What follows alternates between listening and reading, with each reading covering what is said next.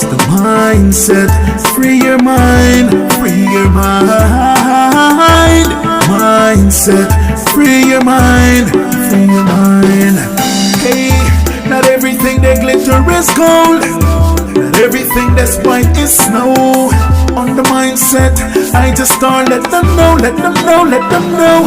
Oh, words from the wise, I just start, we will never lie. Stand tall, we will never die, will forever shine. I just star, shine like the star in the sky. Some hate, some love. Your Royal Highness, Excellencies, distinguished guests, ladies and gentlemen, the pandemic has taught us that national solutions to global problems do not work. We come to Glasgow with global ambition to save our people and to save our planet, but we now find three gaps. On mitigation, climate pledges or NDCs. Without more, we will leave the world on a pathway to 2.7 degrees, and with more, we are still likely to get to 2 degrees. These commitments, made by some, are based on technologies yet to be developed, and this is at best reckless and at worst dangerous. On finance, we are $20 billion short of the $100 billion, and this commitment, even then, might only be met in 2023. On adaptation, adaptation finance remains only at 25%, not the 50-50 split that was promised nor needed given the warming that is already taking place on this earth. Climate finance to frontline small island developing states declined by 25% in 2019.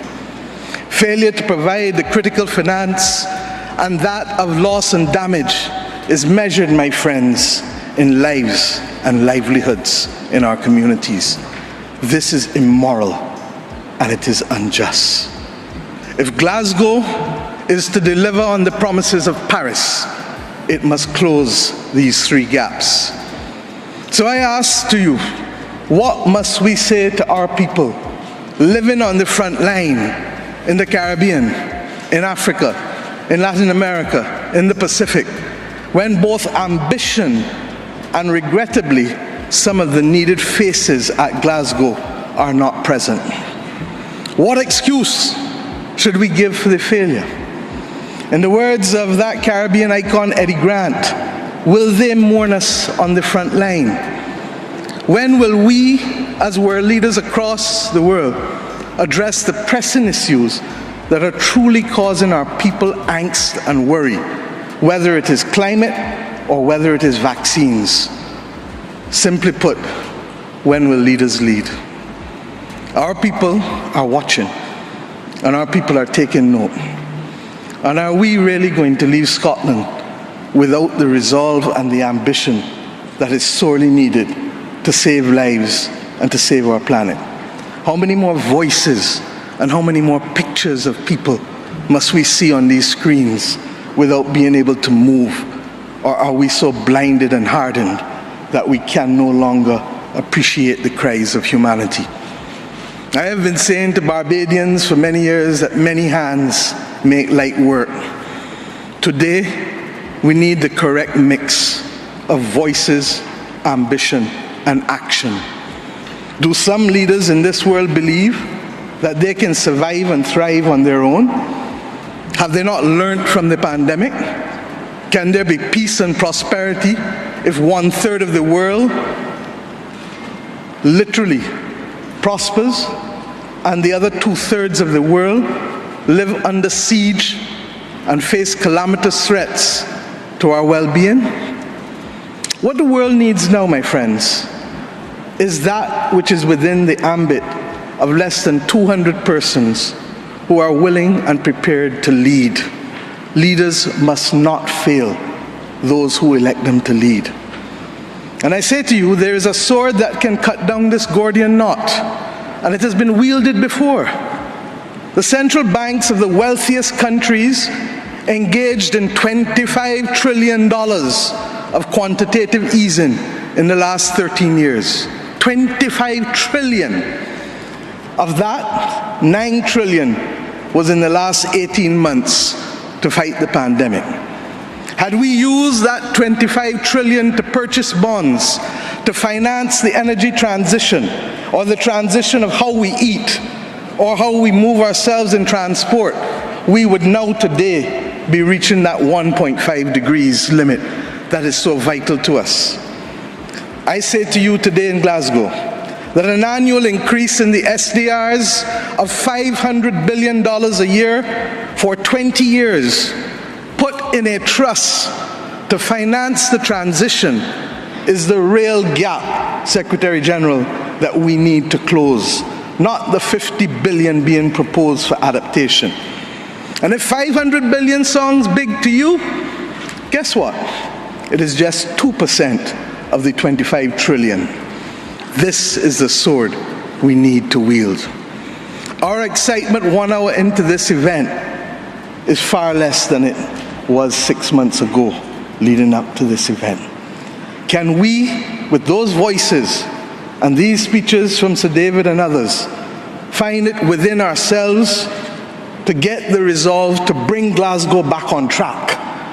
Or do we leave today believing that it was a failure before it starts?